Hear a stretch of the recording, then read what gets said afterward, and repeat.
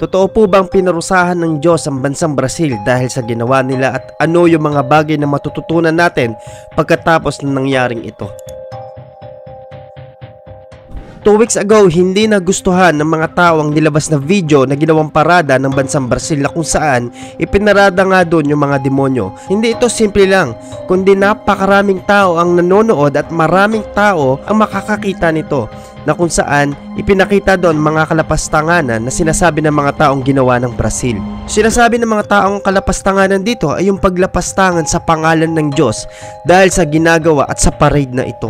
At ang parade na ito ay pinamagatang Demon Festival, na kung saan napakaraming costume na parang nasa impyerno at parang tuwang-tuwa ang mga tao sa ginagawa ng paradang ito. Ipinakita mismo sa Demon Festival ang mga kulto na kung saan sumasamba sila sa mga demonyo. Ganun din ang literal na pagpapakita ng pagsamba nila sa mga Diyos-Diyosan. Pinakita rin sa festival na ito ang mga halimaw na pwedeng lumabas sa huling panahon na tinutukoy ng Revelation, at sinasamba ito ng mga babae habang sumasayaw. Meron pa ditong makikita na napakalaking demonyo na kamukha na tinatawag na Satanas, at parang gumagalaw ito at parang napakasaya nung nakita ng mga tao ito. At meron din sa paradang ipinakita na isang kamukha ng Hudyo na parang kumakatawan sa Panginoong Hesus at merong Satanas na tumalo sa kanya. Inapak-apakan at parang pinagtatawanan ng mga audience ang nangyaring ito, na ito ang kinagalit ng karamihan dahil sa ginawa nila. Ito daw ay malinaw na paglapastangan sa pangalan ng Panginoon. Sabi ng iba, kaignorantehan daw ko ito'y tatawagin paglapastangan sa Diyos, kasi ito daw ay art, ito daw ay obra maestra ng mga artist. Kaya sabi nila, mangmang o ignorante daw yung mga nagsasabi na ito ay paglapastangan sa Diyos.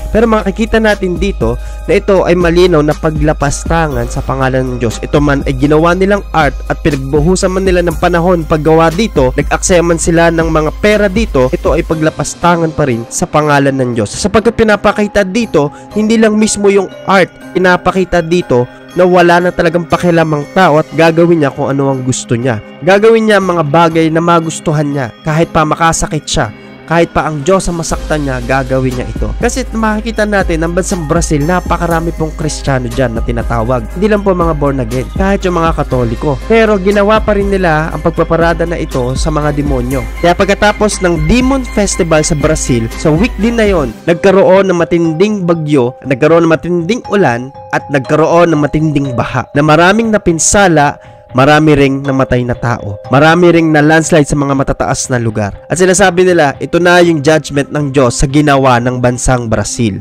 Kaya pinarusahan sila ng Diyos after nilang ginawa yung Demon Festival na yon, o yung Demon Parade po na yon. So maraming nagsasabi na yun na daw yung judgment. Maraming namatay na tao, maraming napinsala at winasak pagkatapos ng festival na iyon. Pero para sa akin mga kapatid, nakapaglabas ako ng reels patungkol po doon sa ginawa ng bansang Brazil. The action of God after this. Requested lang po ito mga kapatid. Pero hindi ko kayang mailagay lahat ng gusto kong sabihin sa 1 minuto lang po. Kaya ako nakagawa po ng full reaction video sa ginawa po ng bansang Brazil at sa nangyari po after the festival. Kaya kung ano sa tingin nyo ang nangyari doon sa bansang Brazil, karamihan na sinasabi yun ay judgment. Pero mga kapatid, para sa aking pananaw, ang sabi ng Ecclesiastes chapter 12 verse 14, sapagkat hahatulan tayo ng Diyos ayon sa lahat ng ating ginagawa, mabuti man o masama, hayag man o lihim.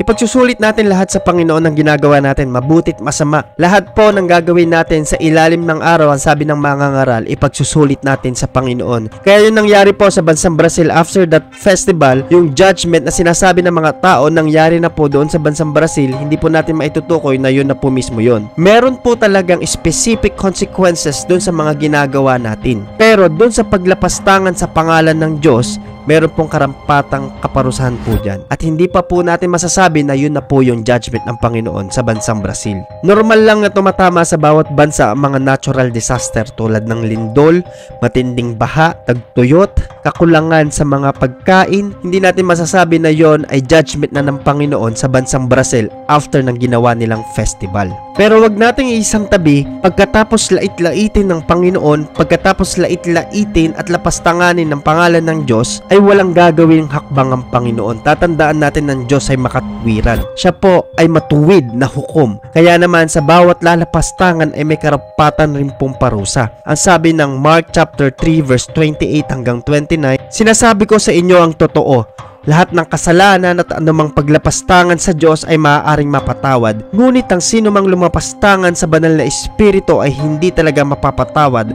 Ang ganitong kasalanan ay hindi mapapatawad magpakailanman. Kaya wag pong magpapakasigurado ang lahat ng gustong lumapastangan sa pangalan ng Diyos at gustong lumapastangan sa pangalan ng Panginoong Hesus, sa banal na espiritu at sa Diyos Ama, kasi matuwid siyang humatol. Hindi niya palalampasin anuman ang ginagawa ng mga tao na kalapastanganan. Hindi lang natin masabi na sa bansang Brazil yun na ang judgment. Pwede siguro marami pang darating na panahon, marami pang mangyayari po, kikilos ang Panginoon ayon sa kanyang paghuhukom, ayon sa kanyang paghatol po. Dapat ba natin ikagulat ng nangyari sa bansang Brazil o mabigla doon sa ginawa nilang pagpaparada ng mga demonyo at tinatanyag nila ito at nilalapastangan nila ang Panginoon? Mga kapatid, hindi na po dapat natin ikagulat yan kasi marami na pong gumagawa niyan bawat bansa, bawat event, kahit po sa mga song covers, sa mga nako-compose nila. Puro kaimuralan at puro pagka-antikristo na po ang ginagawa. Puro paglapastangan na sa pangalan ng Panginoon. Ipinapakita na ng mga tao kung ano ang gusto nilang gawin. Wala na silang pakialam. Basta gagawin nila kung ano gusto nila kahit masaktan nila ang Diyos. Kasi hindi tinago ng Panginoon kahit ng Biblia ang mga bagay na ito. Kaya hindi na po dapat natin ikagulat ito. Marami na po ang lalabas na lalaitin ng Diyos, lalapastanganin ng Panginoon at hindi na po dapat natin ikagulat. Kasi ang sabi ng 2 Timothy chapter 3 verse 1 hanggang 5, tandaan mo ito, magiging mahirap ang mga huling araw dahil magiging makasarili ang mga tao, sakim, sasalapi, mayabang, mapagmataas, mapang-insulto, masuwayin sa magulang,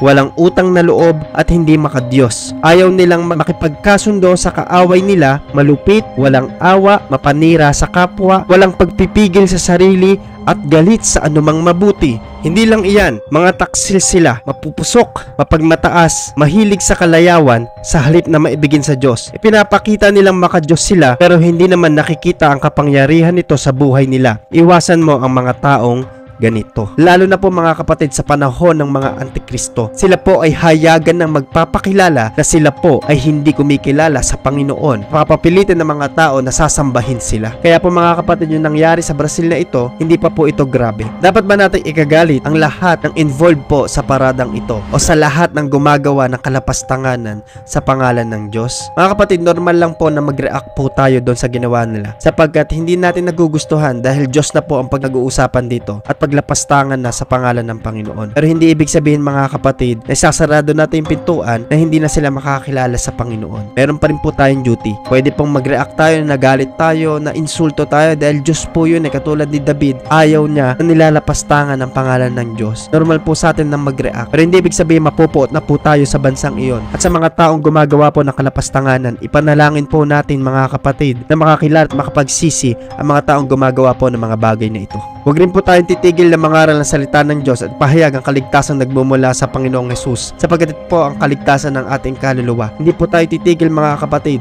na ipahayag ang pangangaral ng salita ng Panginoon. Magkaroon po ng aral sa atin mga kapatid ng insidenteng ito. Lagi natin examine ang puso natin, ang isipan natin. Examine po natin yung paglilingkod po natin sa Panginoon. O kaya naman yung pagiging normal lang po mga kapatid na tao. Baka naman tayo po ay hindi na kumikilala rin sa Panginoon. Baka naman po inuubos na natin ang panahon natin, ang oras natin, at hindi na natin ina-acknowledge ang Diyos sa buhay po natin. So magkaroon po ng aral sa atin ng mga insidente at ang mga nangganap po na ito sa ibang bansa at sa mga ibang tao. At baka kinakausap po tayo ng Panginoon na kailangan na rin po natin manumbalik. Yun lang po ang gusto kong sabihin sa inyo, kaya po nira-react ko ito. Gusto ko po magpasalamat sino man po ako nakarating sa huling part ng video ito. Salamat po kung kayo po ay nakatapos at marami nawa kayong natutunan, marami kayong napulot na aral at i-apply po sa ating buhay. God bless you all po mga kapatid. Huwag niyo pong kalimutan mag-subscribe, mag-follow, i-share ang gospel po mga kapatid. Pagpalain tayo ng Panginoon hanggang sa susunod po na pagkikita natin.